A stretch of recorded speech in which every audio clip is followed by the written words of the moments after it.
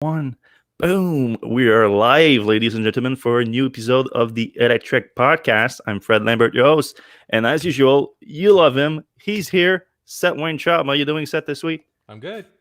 All right. I hope you're good because we have a lot to talk about this week. I know I say that every week, but this week we bring it up just a notch to a new level because we had the earnings this week with Tesla, but before that we had the Hummer EV unveiling. Lots to talk about there too. And even tiny bit before that, we had the start of the rollout of the FSD Beta. And that might be the thing we have most to talk about. How the rollout is going, what it looks like, the release note, everything. We're going to dive in right now. So the release note, let's start with that. It basically confirmed what we thought FSD Beta was going to be. There was some question about it, like, because before just last week or maybe the last 2 weeks, Elon was more talking about like just the rewrite, the core changes to Autopilot that going to be introduced with that update. But now he changed it to FSD Beta and confirmed that there's definitely new features being introduced with that update. And those new features is basically, I see it as what he was talking about previously as a feature complete full self-driving, really. It's connecting all the dots with the navigate autopilot on highway, and traffic, what do you call it? Traffic and traffic light and stop sign control. If you connect all of those together, you basically get a full self-driving system that needs to be monitored at all time by the driver. So a lot of controversy here, of course, because a lot of people feel that Tesla is, well, of course, then I don't want to spend an all their full show hammering Tesla on their communication, of course, but this is one of the problems. Like the way it's being communicated, just calling it full self-driving beta, to be fair. But when almost everybody else in the industry, when we talk about full self-driving, we talk about level 4, level 5, based on the SAE levels of standards of autonomous driving, which normally talked about, because it's self-driving, you don't need a driver, so you don't need the driver monitoring the system, and that's clearly not the case here, and we cannot be more clear about that. You need to be monitoring the system at all time. You need to be ready to take control of all time. It can make mistakes, and they're clear about that in the release note. They're pretty short, so let's read them real quick. Full self-driving is in early access beta and must be used with additional caution. It may do the wrong thing at the worst time. That's kind of clear warning right there. So you must always keep your hands on the wheel and pay extra attention to the road. Do not become complacent. Then Tesla adds, when full self-driving is enabled, your vehicle will make lane changes off a highway, select forks to follow your navigation route, navigate around other vehicles and objects, and make left and right turns. Use full self-driving in limited beta only if you will pay constant attention to the road and be prepared to act immediately, especially around blind corners, crossing, intersection, and narrow driving situation. So it doesn't get as clear as that. Like Tesla just listed basically the last few features that they needed to have that feature complete system, and then they're like, be careful about it. Yeah, basically, there's no responsibility Tesla is taking at this point. Like if anything happens, it's your fault. Yeah.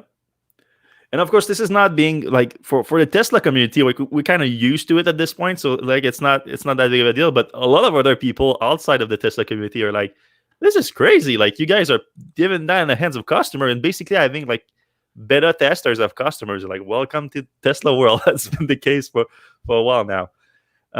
Well, the other thing that is another feature that come with the FSD Beta really is this new driving visualization here. That's it's more like a debug mode that we've seen before from Tesla. It's not the refined animations anymore. It's more of a crude, but a lot more information in it though, version of it. And I don't know if that's going to be it. If they're just going to keep improving on that, or if they're releasing that as part of the beta, and then it's going to look better or something. I do like that we have more information, but it's so busy that I feel like drivers are going to have a tendency to look at it a lot more than the Yeah, road.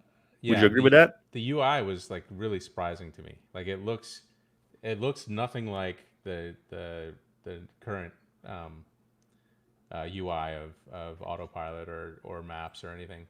It's like there's a bunch of like red on black, and like there's everything's moving around. It's like a little bit overwhelming if you're not like frankly Some if you, people say Tron like, the movie Tron. yeah, a little bit Tron like, I guess. I feel like Tron was only one color. This is like 10 colors. Anyway, it's it you know I don't think this is what it's going to look like when it rolls out to like normal people.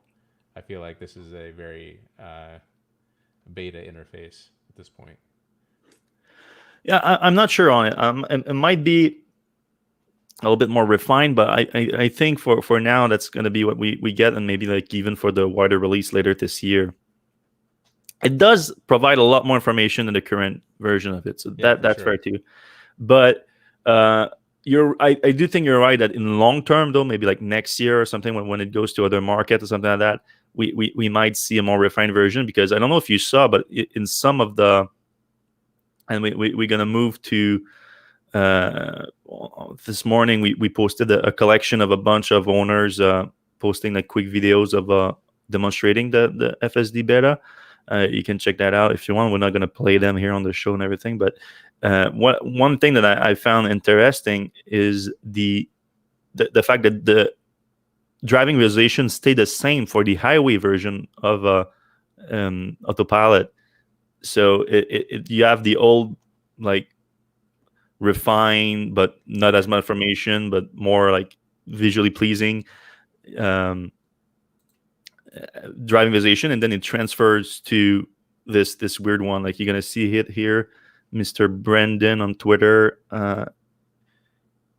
So you see right now, this is the old one. We're used to this. Like this, you see the cars, everything is white or black, and plus the blue of the navigator palette. That's it. But then, it just switched like that, just like that. It's kind of strange. And here too, he's only well, it's leading to an intersection, so that's why the system detects that there's an intersection leading. So you need the different system for it. But that's clearly not that's why it's in beta. Like this is things like that shouldn't happen really on a production system probably. After saying that though, what I'm seeing, I'm fairly impressed so far. It does look like a bump in quality of features, and especially when it comes to handling the intersection. Of course, it's the first time that we see the car actually taking turns, so there's nothing to compare it to for that. But from what I've seen on the turn taking, it's pretty good. Goes in the right lane quite confidently, despite Elon saying that the system would be cautious and slow at first. I was expecting even worse than that. I was expecting like Smart Summon when it first came out, where it was basically crawling on the ground and was completely useless. I mean, to be fair, if like you have a tight space or something, it's fine that it's crawling. But I'm talking about like Smart Summon in like a parking lot or something, where the car is going so slow in the parking lot. People are like, what the hell is happening with our car? So it's not that. It looks more useful for that than that. I mean, but still, there's still some problems with it, and I guess we should mention that too. I don't think what we're seeing right now is completely representative of the performance of the system too, because it's only being sent out to a limited number of people, and it looks clearly that Tesla is choosing those people carefully, and meaning that they wouldn't really send it to people that maybe there's no guarantee that those people would give us a perfect picture of the current performance of the system, meaning that they wouldn't necessarily send out the big failure of the system. I'm not saying everyone, but from the list that we've seen so far, we're like, okay, they're going with, let's say, extremely non-critical people at Tesla. Again, not everyone. Some of them, I'm sure they would try to communicate the good and the bad, but not everyone. All right, so you ready for a rant? Go ahead. So Tesla has never let anybody in the beta program talk about the beta, right? Like, have you like whenever we get some beta stuff, it's always like we have to mask everything, where they It's been more are, relaxed, to be fair, in the last year and a half, I'd say. right? But never like everybody's posting it on Twitter, Hmm. like that is unprecedented. Yeah, that is strange. Yeah. So we know that. So that is totally a big change.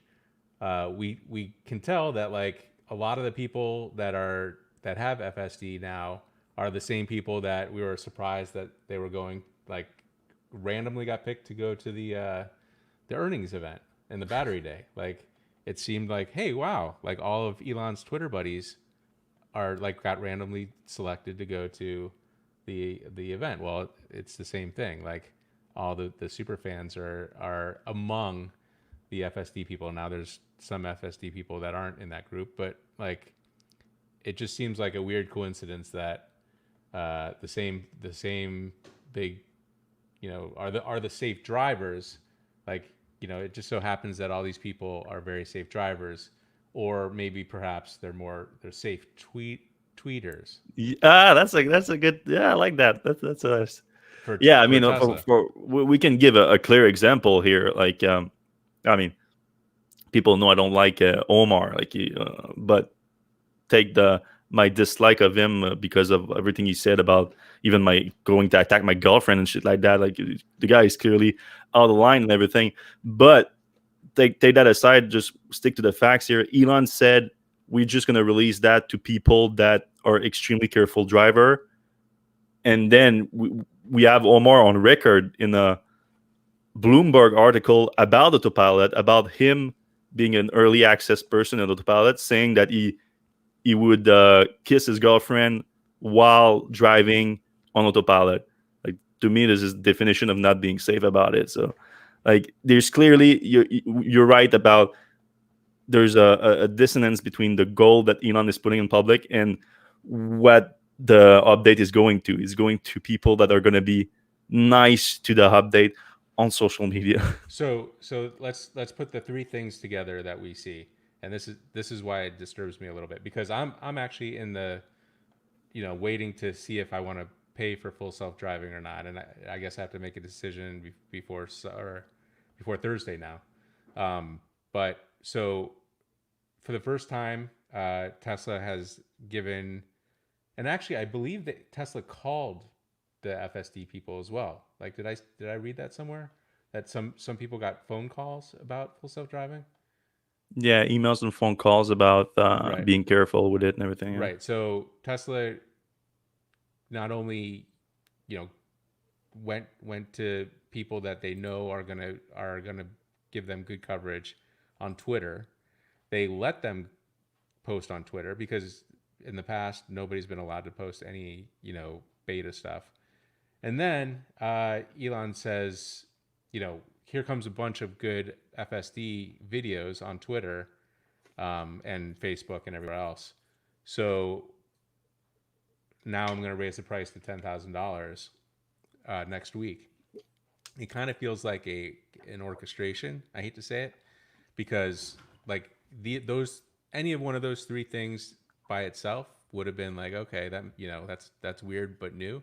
But taking all those three things together, it's kind of like, hey, he's just trying to upsell the full self driving, which in reality we're probably not going to see for another probably a year at least. I mean, So a true version of it, yeah. yeah, You skipped ahead a tiny bit just to catch up people here. What you're talking about is that Elon announced on Thursday. Was that Thursday or Wednesday? I'm catching up here. 22nd. That's Wednesday. He announced on no Thursday. Yeah, Thursday. Yesterday, he announced that they would increase the price of Autopilot from $8,000 to $10,000. He said that would happen on Monday, and then he pushed it by to later next week. So yeah, that's what you're referencing yeah, here. and it's something I've been thinking about. Like I tried to get it for 7,000, but my car came like right after they had said uh, they were going to move it to 8,000, even though on my app I said I could buy it for 7,000. So I made a purchase for 7,000. They charged me 8,000. I said no, I don't want it, because I could always make the decision later. So later turns out to be until Thursday. So on Thursday, I have to decide if I want to buy full self-driving or not.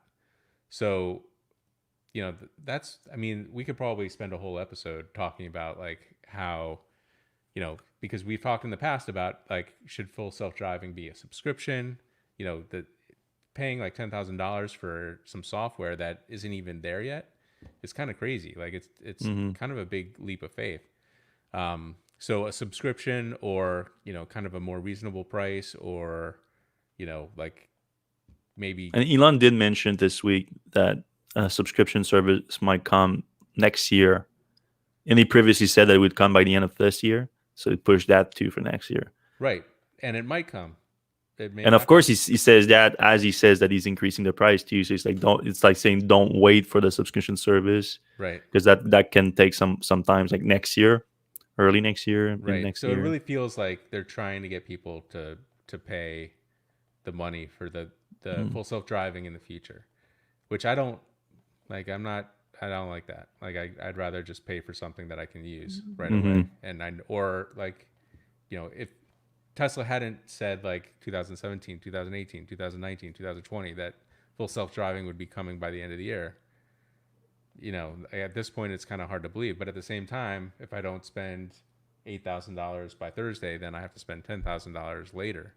Hey, by the way, I see the comments right now. A lot of people are complaining about your mic being too low. Oh, okay. Maybe I'll move closer. Is that better? Probably. Yeah, I hear you a little bit better. But yeah, and I think while you work on that, I think the biggest bummer of all in this is that we're all talking about that right now, about the price and everything, because it's obviously that affects a lot of Tesla owners here. So it's a big subject, but we are all talking about that instead of talking about the actual quality of the update, which is impressive. Again, it's not there yet. It's still in beta, but you can see that Tesla made great progress here. So big congrats to the Autopilot team too, and Andrej Karperty and all his team. This is impressive stuff. It's just that then Elon comes in with what feels like to a lot of people, I think, like some aggressive selling technique for a feature that's not there. So that's like the nicest way to put it. It's some very aggressive selling technique for a feature that's not ready. I mean, you're kind of, you're betting on Tesla being able to do it, and not only are you betting on them not being able to do it, but you're also betting that like Google Waymo doesn't come in with some software, and sell it for free or something, or sell it for some ads or whatever Google does. Like I like for a second I'm like, where are you going with that? But then when you put the link again in my head of Waymo and Google being the same, I'm like, no, that's not impossible. Right. I mean, that's what, like, think about operating systems. Yeah. Like you used to have to pay for operating systems, and now, I mean, my son installed Windows and he doesn't even pay for it. Like, really? Yeah. It just says, if you want to use Word, you have to pay for it, and all he's doing is gaming. Really? So I feel like the last time I built my computer was probably 3 or 4 years ago, but I had to pay for Windows. Yeah, maybe hacked it or something. I don't know. But my point is that Google came in and kind of disrupted the operating system game. You used to have to pay for Mac OS updates. You used to have to pay for Windows updates. Google came in and said Android's free, Chrome is free, and now it's kind of like, what are Microsoft and Apple going to do? They're going to start charging for operating systems. I mean, Apple has no problem. They just make their money on their hardware, and Microsoft has all this software that it makes money on. So it's not a big deal. But for Tesla, like, they're selling a whole package. They're selling hardware too. So maybe it's not a big deal. But like everybody kind of expects Waymo to come along and have some full self-driving software here pretty soon too. Well, I think that the thing with Waymo though is it's clear they're not going after the consumer market in terms of car buyers. They're really more like a Uber Lyft competitor, I feel like.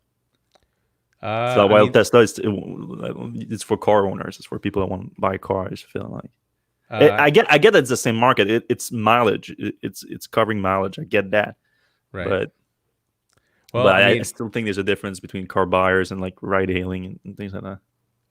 my understanding is that Volvo and Chevrolet and Polestar obviously are going to be using Waymo's. Not Chevrolet, but Chevrolet is going to be using Android Auto or Android embedded in their pickup truck, which we're going to talk about later. But Volvo and Polestar are going to be using Waymo as a uh, navigation service, as a self-driving service. So Yeah, it's going to be a I'll competitor. soon though, because I feel like I don't know. Anyway, where we at with the FSD thing? Oh yeah, the pricing, $10,000 starting on Thursday, and again, this is just the beginning too, apparently, because Elon valued it at over $100,000 at feature. So you might be getting a deal, a discount for that $10,000 of software. One thing I wanted to mention, and we might jump to another article that we posted yesterday about that. Some people in the comment section on Electrek brought a theory that I'm not sure I agree with, but maybe worth mentioning. Some people said that the reason why Elon is being so aggressive with the pricing right now, with the $2,000 jump and matching it with the beta release and everything. We learned that Tesla is working to add a new radar sensor, 4D radar on to the Autopilot sensor suit, and looks like a big upgrade. You can check out the full report on Electrek, but basically Tesla was using this Continental radar for the longest time with a range of 160 meters, and this new one has a range of 300 meters, and also has a different chipset in it that it basically gives you like the point map of the time at which where every object in an environment is, which enable, basically that's what they call the 4D radar, and that's what Elon has been talking about for a while now. The Autopilot core rewrite, basically moving the Autopilot system from a 2D recognition system to a 4D recognition system, including time into the calculations. So it looks like this is going to be a big help for Tesla to enable that 4D Autopilot. So the big question, of course, and we don't know the answer to that because there's no one to officially say anything at Tesla, is this going to be just for new cars? Is it just going to make full self-driving better but still possible on the older sensor suit? Or are you going to need a retrofit? And then that's where the pricing thing comes into play. If Tesla can convince more people to upgrade to FSD, they can more easily charge for that radar upgrade. But we don't know that part is speculation, of course. So, but I thought might be worth mentioning for. And where's that company based? Is that an Israeli company? Yeah, which is kind of ironic, right? Probably a bunch of Mobileye guys. I didn't see as much Mobileye guys. I looked into the company a little bit, but it's kind of weird that like Autopilot started with an Israeli startup, and now like 5 years later, it goes back to another Israeli startup to help Tesla with Autopilot. But yeah, we're talking about RB, I guess RB. And they're not a publicly traded company. They're not, no. I wish though, because I would have put a few dollars in it, because it does sound like a very interesting technology they have there, and it works perfectly with Tesla, I think too. That's like, I mean, even again today and during the earnings, not today, this week. I mean, Elon again took a big dump on. He took a big dump on. Yeah, that's I keep getting those Manscaped ads. Like, I think my beard is getting too crazy, and they want me to shave it. Though Manscaped is not really for the beard. Yeah, because you tweeted about wearing pants. Yeah, for the people that don't get that, you're gonna need to check out my Twitter. Yeah, Elon took a big dump on LiDAR again during the earnings. Adam Jonas at Morgan Stanley, I don't know if you caught that, but he was like, if LiDAR would be free, would you would you use it in the Autopilot sensor seat? And Elon was like, even free, completely free? Nah, we wouldn't even use that.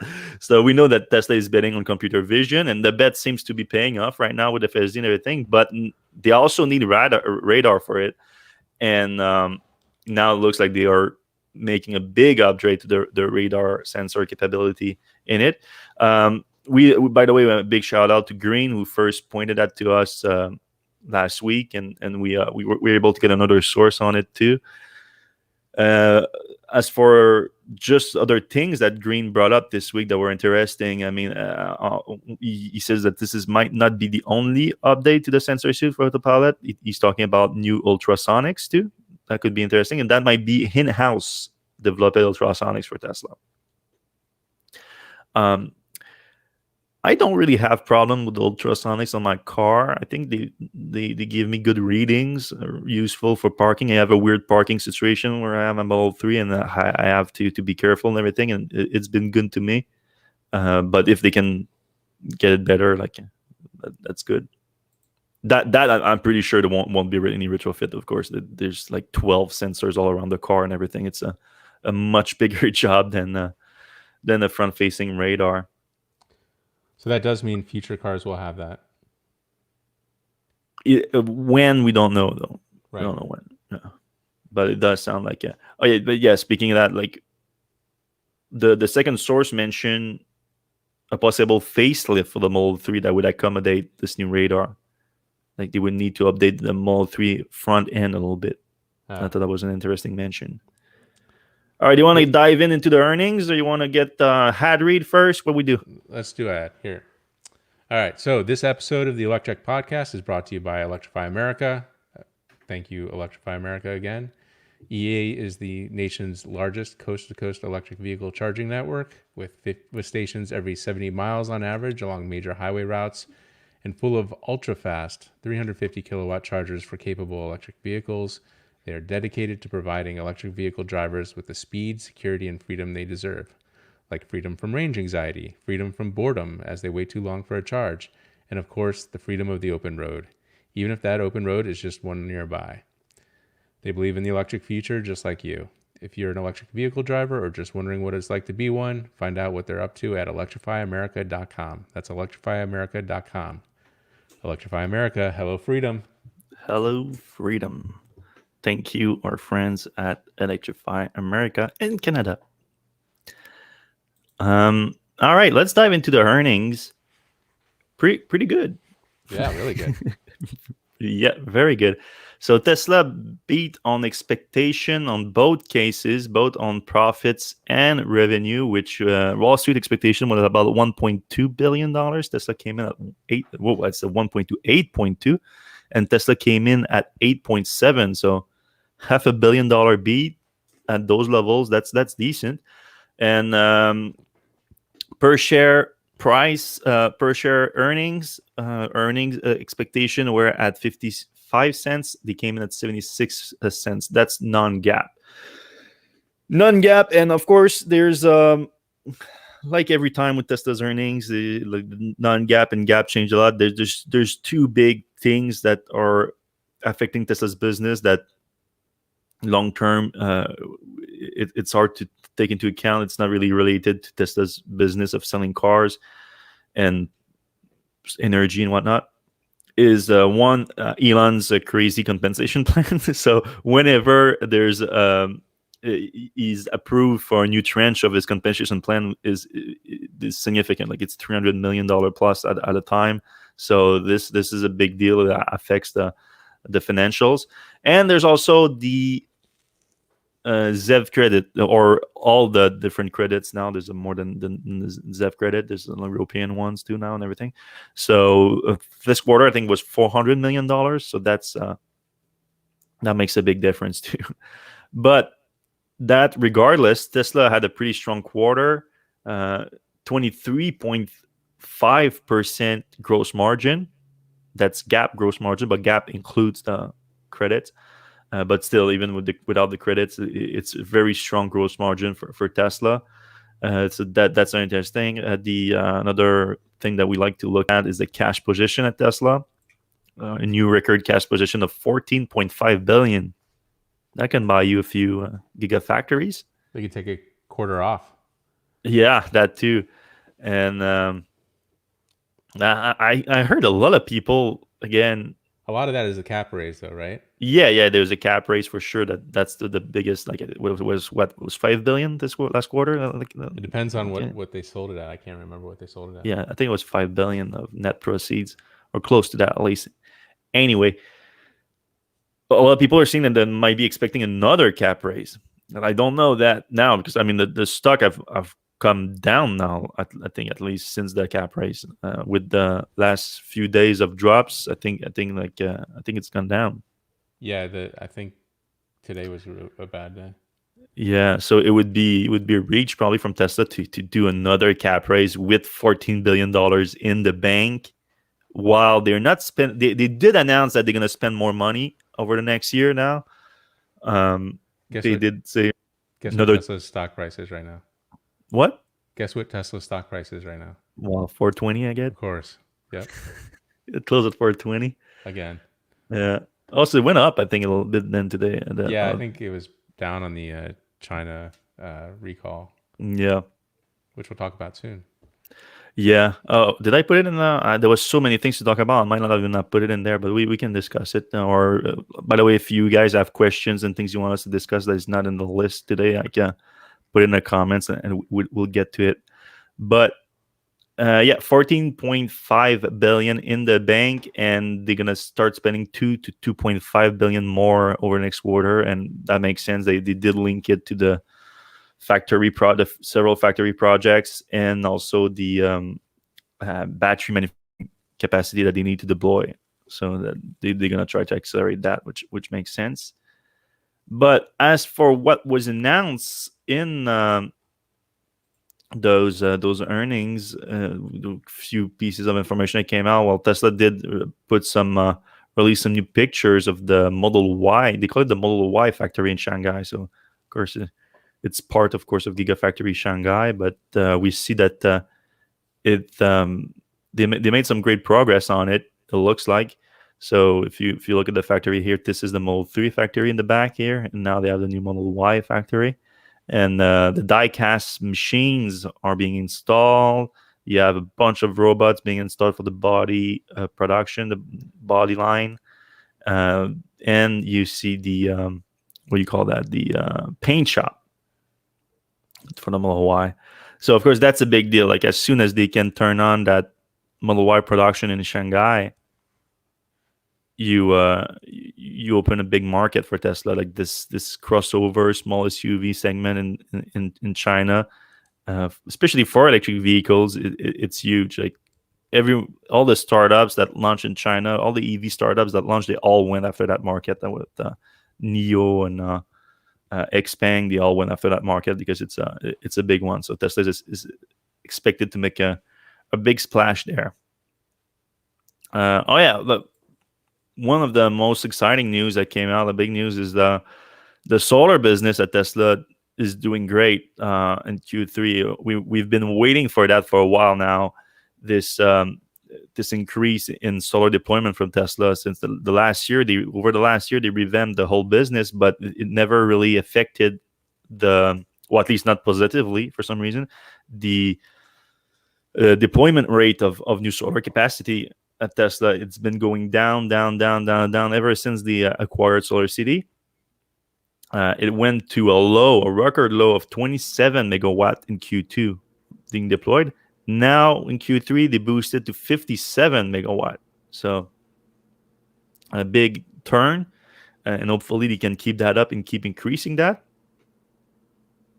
Tesla credited the solar roof for helping too. I still think that the solar panels is the big. They don't split the two, but I still think the solar panel retrofits are a bigger part of the business. But they did say that the solar roof deployment increased, and they even shared solar roof installation that they claim was done in about 1.5 days. However, to be fair, if you look at the picture they shared here, they're saying like 7:30 a.m. Then the next day was done and everything. It does show that they started out already with the old roof removed and with the underlay already installed. So that's, and also it looks like a pretty small roof and a pretty simple roof too, not too many things extruding from it. So I wouldn't use that as like the base for like a benchmark really yet, but it's possible at least. So that's nice. What else? Oh yeah, the energy storage business also got a big boom at 759 megawatt hour deployed.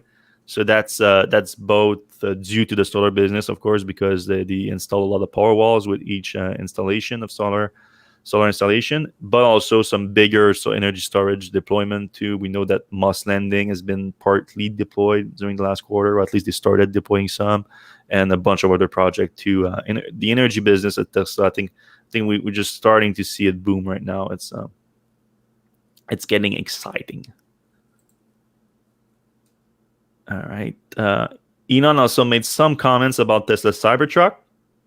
He was asked about it by an analyst, and he said that just last week he had a design review with Franz and the design team at Tesla, and he said he teased a lot of small improvements to the Cybertruck.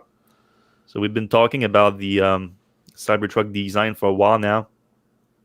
They were supposed to make it a little bit smaller. That was apparently canceled, and now they are doing this.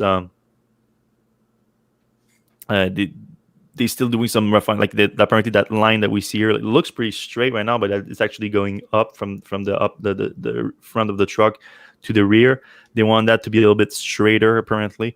Bunch of small refinement that we're going to see in the production version. Elon again went on his rant that all other automaker, they just do cool concept and then the production version is not as cool. They say that Tesla doesn't want to be that, so you can expect that trend to stay through with the Cybertruck.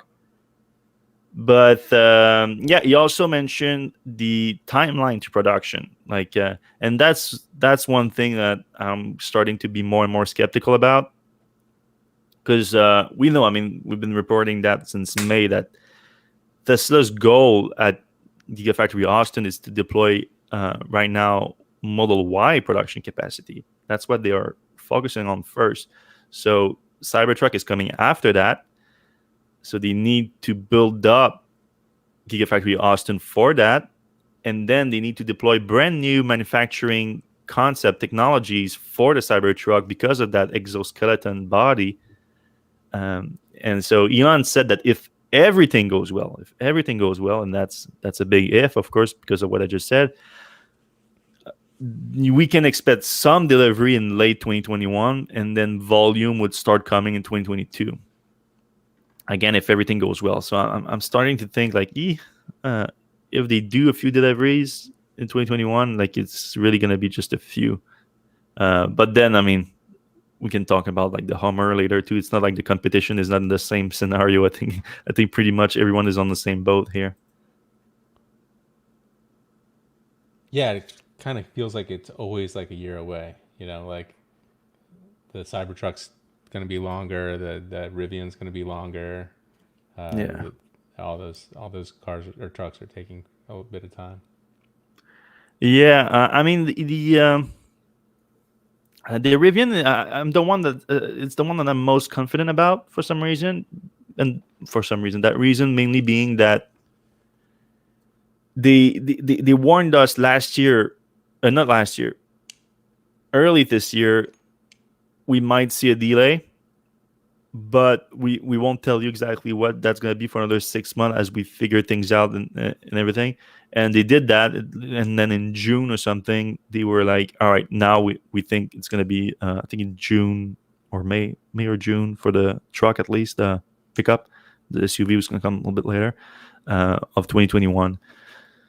So I feel like that's actually kind of a big delay for them. So I think that will give them time to bring it to production. Yeah, and when we did our odds for the Cybertruck race, the electric pickup truck race, the Rivian came in first. They had the best. They were the favorite for the odds makers. Yeah, they've got a lot of good things going for them. They've got a real factory. They got Amazon money. They got a smart CEO, RJ. Uh, they've had prototypes for years now. So I don't know. It does seem like they'll be there. It's not like they can't. If they put it off too long, they're gonna run out of money. They don't have anything else to fall back on. It's not like Yeah, well, Tesla. I mean, I think they were fine on the money side. Yeah, they're fine on the money side. All right, one last thing that came out of the earnings that I wanted to mention is this comment by Jérôme Guillen, the president of automotive at Tesla and the guy in charge of the Tesla Semi program. He did mention something about working with some third parties that he was kind of mysterious about. For the Megacharger network, which is, of course, the charging network that Tesla is going to have to deploy in order to support the Tesla Semi's electric pickup, not pickup truck, but 18-wheelers, the semi trucks, the tractors. So it did say that Tesla was looking at the Megacharger requirements, and they see this 350 kilowatt limit for the passenger vehicles. Of course, that's actually higher than Supercharger V3, so that might actually hint at a future upgrade for maybe once they deploy Cybertruck or something. But he said you need even a lot more than that for semi. And of course, when Tesla first announced the Tesla Semi, they were actually talking about over a megawatt, hence the name Megacharger. Very clever, those people. Joking, of course.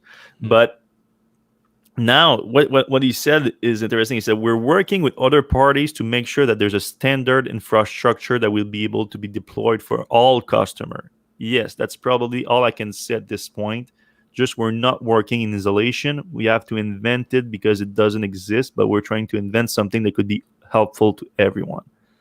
So why I found that to be so interesting is we reported last year that Charn-In, the industry organization that's behind the CCS standard, which Tesla is part of, has been working on this high-power charging for commercial vehicle standard, the HPCCV. And last year, they took a bunch of submission for the design of the standard, and Tesla was one of 5 companies to apply to create that megawatt plus standard. They apparently already selected someone, and they're already testing that new standard out there. They just didn't announce who's behind it. With those comments from Jérôme, I don't know. I think that Tesla might have won with its design, and now they are like behind they might be behind an actual charging standard, which is kind of what they wanted from the start with their own charge connector, instead of going with the, at the time, CHAdeMO was like the main one, and then CCS took over and everything, and now they are like in between everything, with CCS in some places and not others. But for the big trucks, the big electric trucks, now they might everyone might be behind a standard. That would be interesting. I think they're working with Daimler. Just saying that. Just putting that out there. All right. I think they might be working with Daimler. Daimler makes a few trucks. Yeah, quite a few. All right. 4D we discussed already. Oh, yeah. Another thing that Green leaked this week is the HEPA filter with bioweapon defense mode coming to Model Y. He said that in the software, he saw that. So we know that the HEPA filter is the version of filter that can kill like 99%, block 99% of particles, including viruses or even technically bioweapon attacks. COVID? And somebody coughs on you, on your Tesla, you're not going to get COVID?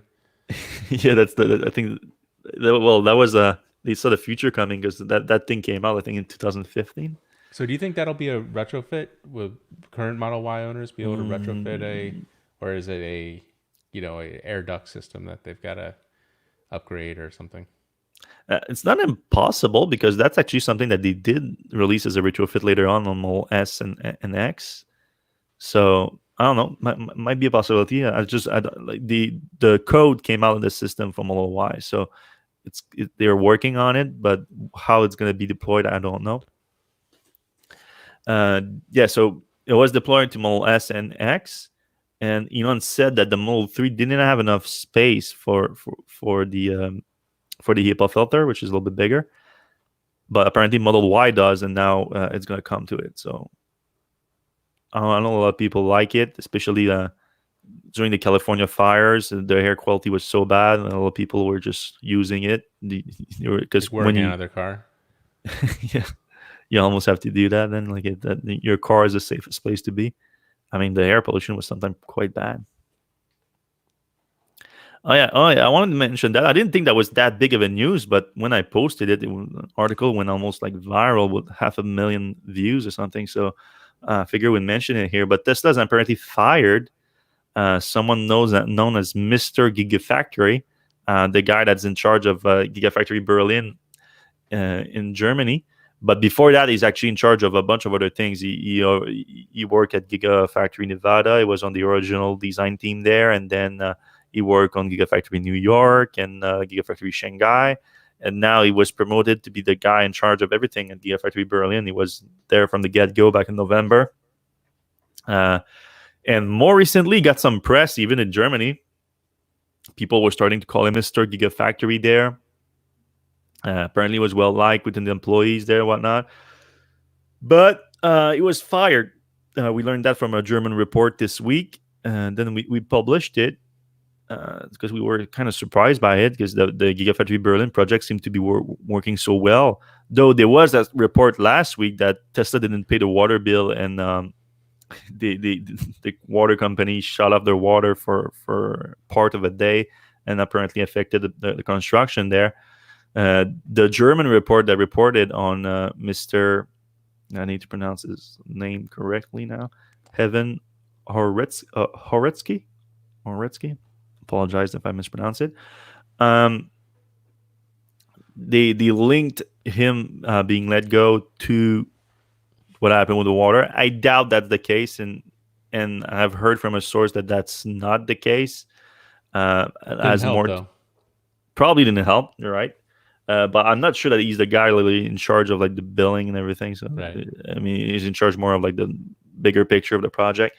But Tesla has had a bunch of issues with the project too. Even though it looks like it's going fast, the official approval for it ran into a bunch of issues. So that might be more has more to do with it. But yeah, was let go this week. Hopefully land somewhere else and helps another company deploy more electric vehicle factories because we need more of that. Oh yeah, something that came out last weekend after a podcast, so we didn't discuss it. Very interesting talk here from our Canadian friend Jeff Don, the lithium-ion battery pioneer expert, who's of course under contract with his lab at Dalhousie University in Halifax to work with Tesla and develop new battery research for the company.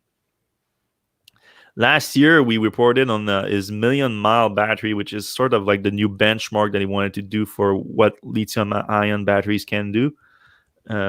Sort of tried to dispelling this idea that we're going to move soon to another type of batteries because we're kind of plateauing for lithium-ion. Don's argument here is that no, they get better, and we should keep getting get them better before moving to something else, or if we move to something else. And he released these data points for this new battery that in the battery pack for an electric car could technically last 1 million miles. Now he had this new talk here, and he actually referenced us in this talk. Where's the right here? He put some. Oh, it starts from the beginning. I thought it was put in the part.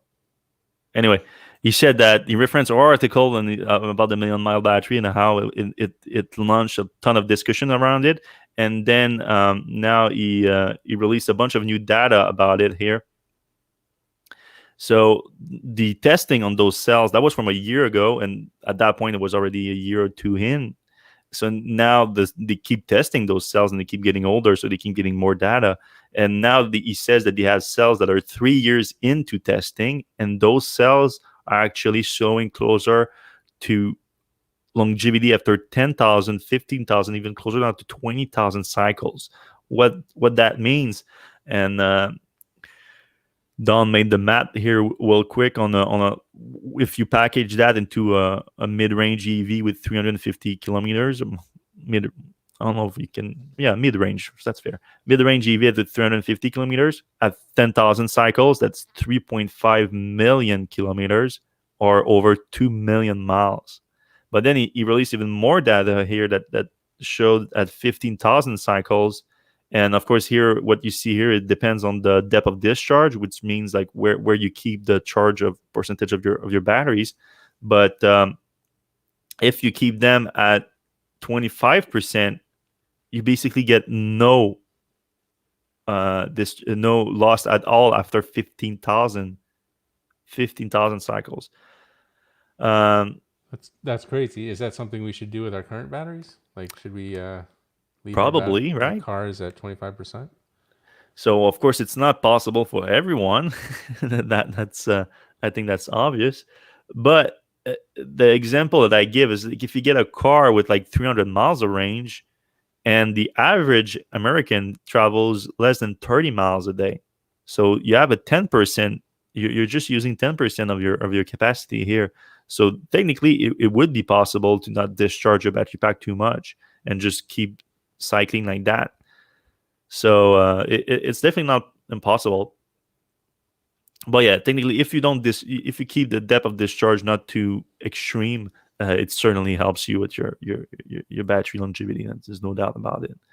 That data is clear on that.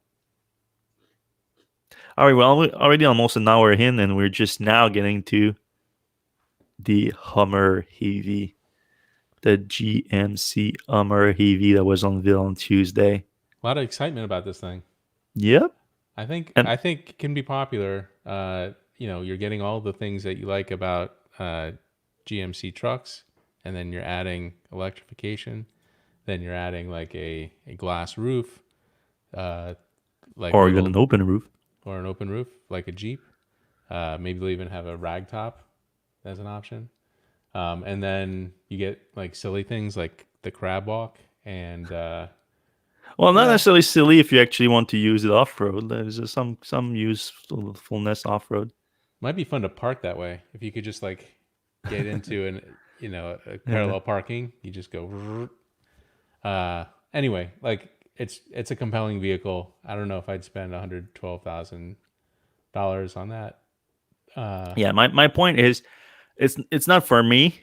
Like I don't do a lot of off roading, and it's too big for me. Like I don't like vehicles that big. But I'm glad it exists. I'm glad it's out there because I know people love those trucks, and now they have an electric options for it. So that's nice. A few points to bring up here. So the starting price is $80,000 MSRP before incentive, but that car is coming in spring 2024, and GM has been promising the Hummer EV in late 2021. So the late 2021 version is what we call the Edition 1. Do I have the spec of the Edition 1? Oh, I think I put them on the other one. Let's go on. The Edition 1 is... I didn't have the spec on the other one. Okay, I have it here. Starts at $112,000. Has 350 miles of range. 1,000 horsepower. And it comes fully equipped with like everything. You have all the different features on it and everything. But it looks like it's gonna be pretty limited in terms of special edition because it actually was sold out in the first hour or so of them opening reservation. Now the reservation was only $100 deposit, just like the Cybertruck, so not exactly representative of the demand for it, but it was extremely quick. And the fact that they're only talking about bringing the truck in late next year, and they don't even really have the truck right now. They're still deploying the capacity for it, the manufacturing capacity in Detroit to build it. I think they're going to only build a few of those, like maybe a few thousand at best. That's my opinion. But then the rollout is interesting because that's for the first year of production, so late 2021 to late 2022. Late 2022, you have a new version that comes out at $100,000 starting price. You still get 300 miles of range or over, they say, 800 HP. You get some decent spec here, like spec that are standard. The Super Cruise is standard on it. That's nice. Don't have to pay $10,000 for it. Jeez, yeah. Of course, I wouldn't necessarily compare Super Cruise and Autopilot. Like, I'm not. It's not Apple to Apple, but anyway, HD surround vision. That's all standard. 22-inch wheel standard. Infinity roof standard.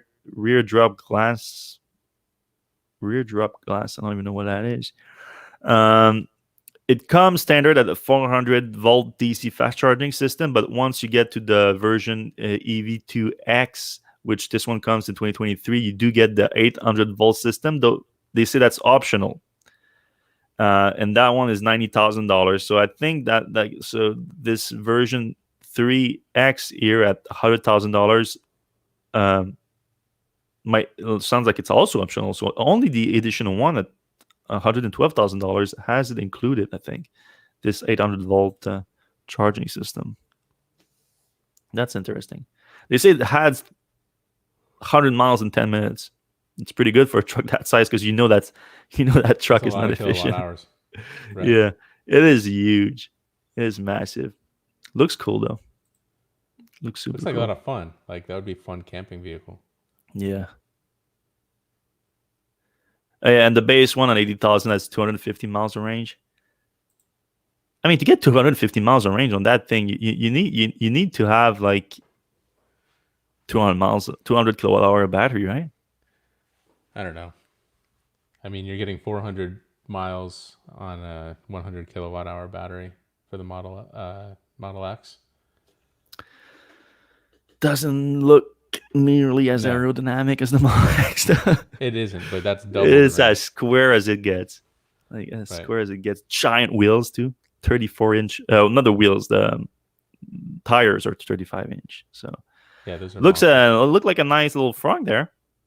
Pretty big. Yeah, that's where you put the roof or the hood or the removable stuff.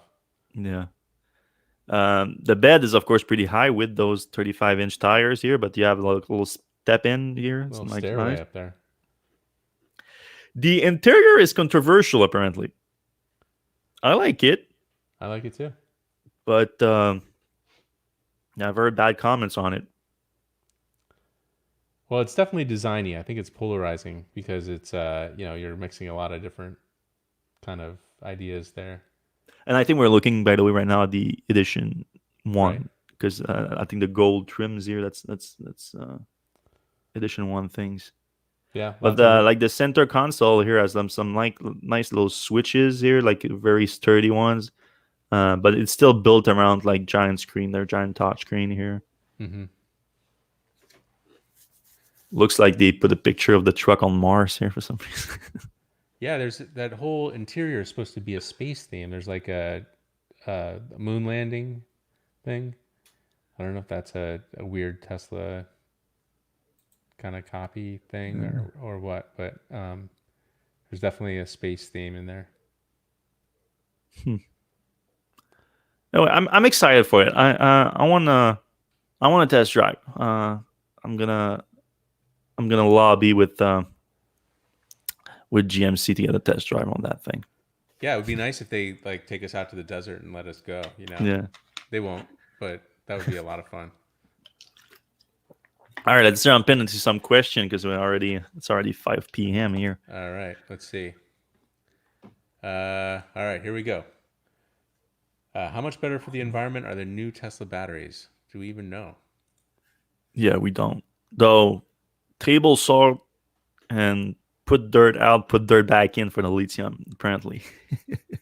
I mean, I guess there's less to the battery, so that's got to be a good, tabless design, more efficient. So, theoretically, you're using less. Yeah, but my whole thing with like people saying that all batteries are bad for the environment is like, compared to what? You have to compare it to something. And all the data points to them not being as bad an environment as to burning gas and diesel. So why are you even focusing on that? Let's just get to the next big step, and then what we're gonna do is we're gonna make mining more efficient. Then we're gonna focus on recycling and all that. So I hear a lot of that, and I'm a big fan of Joe Rogan. Big fan of Joe Rogan, but lately I've heard him like 3 or 4 times bring that up. Now that like batteries are like not good for the environment and everything, and we know how this guy is influential, like crazy influential. Might be the most influential broadcaster in the U.S. right now. So I don't know if like this is linked to that for some reason or something, but let's get on. I want to get on Joe Rogan's show and talk to him about EVs and everything. So All right, let's get that arranged. yeah, We'll get on let's all tweet Joe Rogan and let him know. kickboxing too. All right. Yeah. Oh yeah. I can talk about Khabib and Gaethje this weekend too if Did you you want. hear he almost didn't make weight? He didn't make weight at all. Did you see that controversy? Yeah, This stuff? yeah, with the towel. Well, Anyway. the towel was fine, but yeah, let's not jump into Digress into that. that. Like we were gonna make this After a the different show. All right. Do you have any insight into the attach rate for the full self-driving for S and X versus the cheaper 3 and Y? Good point. Like We had it so long ago. Like there was a leak of information that I got. I want to say like the first year they released the feature. yeah. So I would assume that it changed a lot since. I think it was like 30% at one point, but there was so much cheaper back then, and it was also there was EAP and FSD. So it's completely different business now with just the FSD. Though they did bring back EAP for like a few weeks ago, but it's so hard to follow. Yeah. All right. Rob It's Vogel my says, job, and I can't. what are the realistic ways that legacy OEMs can compete with Tesla brand value? Design, segmentation, differentiation, marketing, scale, availability. Where's quality? Yeah, quality control is like the easiest one. Obviously, design is a big one. Tesla's truck, for instance, isn't going to be for everybody, so there's a lot of room there. There's there's the cult of Tesla, like just like the cult of Apple or Android or anything else. Like sometimes that's a turnoff. So, but there's plenty of ways. Yeah, and we're not talking today about like better or worse design here. There's a variety of designs. Like people like different things, so just having more options out there is good. All right, this guy's watching us for the first time. It's funny to hear, funny to put faces to your voices. All right, yeah, that's weird for me too. All right, Cybertruck charging at 350 kilowatts per hour. I think that's probably true. Like, we did mention it briefly, like based on Jeron's comments, it makes sense. Yeah, and it's also like I wonder if that standard could work its way down to like the bigger cars, the Megacharger. At some point, bigger cars are going to want to charge faster. Maybe it makes more sense to use that than CCS combo or Tesla's current thing. Yeah, you see that Hummer EV pulled up at the Electrify America station, and you're like, oh boy, we're gonna be here for a while.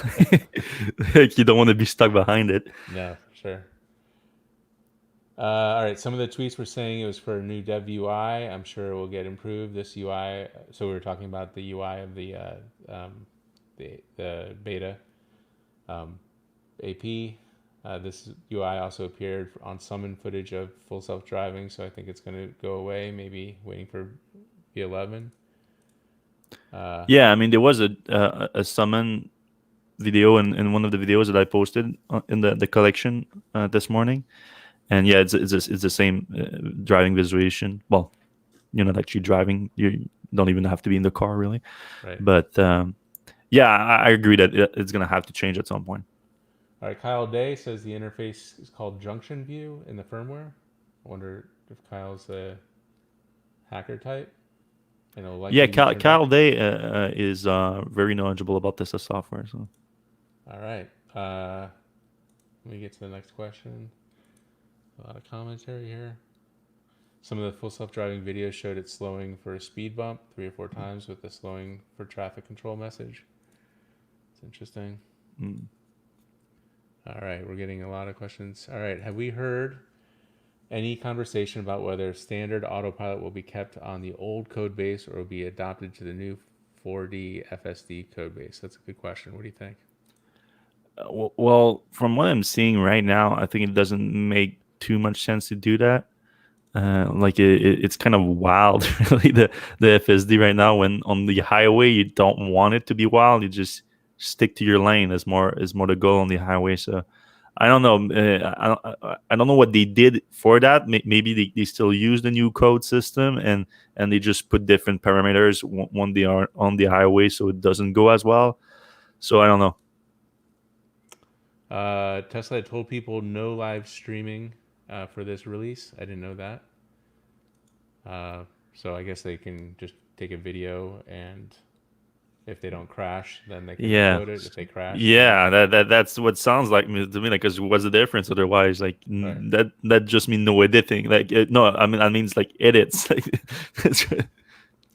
All right. Caldea also says there's more I think he means contrast on the road at night, so it would be night driving would be actually better. yeah, we saw a lot of that at first. I don't know if the timing of it, but now I see day videos coming out too. So, but yeah, that's something that we knew for a while. Like Autopilot just works great at night too, because especially where you have clear lines and with the reflective lines and everything, that works great. Does it matter if they called people? Question is, does it work? I guess we're getting into the. Well, if only a limited people have access to the true software, and then everybody else relies to know based on what those people are releasing, then yes, it does matter who gets the software, of course. All right. Focus of the call was to make sure people didn't go do stupid stunts and get bad PR because of being bozos driving how they shouldn't. Yeah. Okay. Makes sense. I'm just looking for some questions here.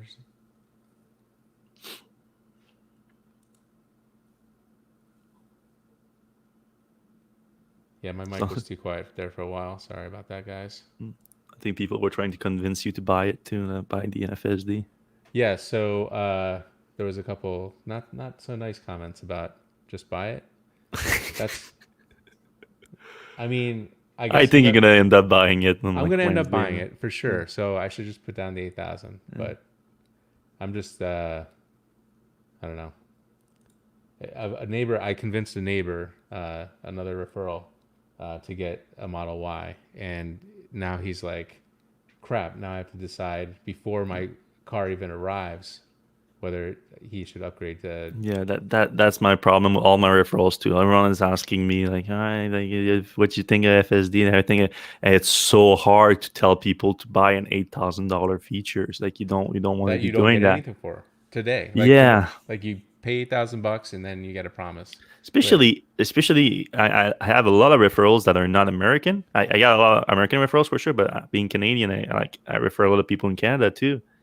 And different market. It's like apparently we're not getting the price increase though. It's on the price increase only in the US, but still, like, regardless of the price increase, it's over 10,000 Canadian dollars right now, the FSD. So Jeez. yeah, And it's like, so there's a lot of stuff like about buying software. Like, for instance, what if I wreck my car in 3 months and it's totaled? Like, what does that FSD come with me? Or do I ever get to see it? Or does my insurance even reimburse me for it? Like, because it's not part of the buying price of the car.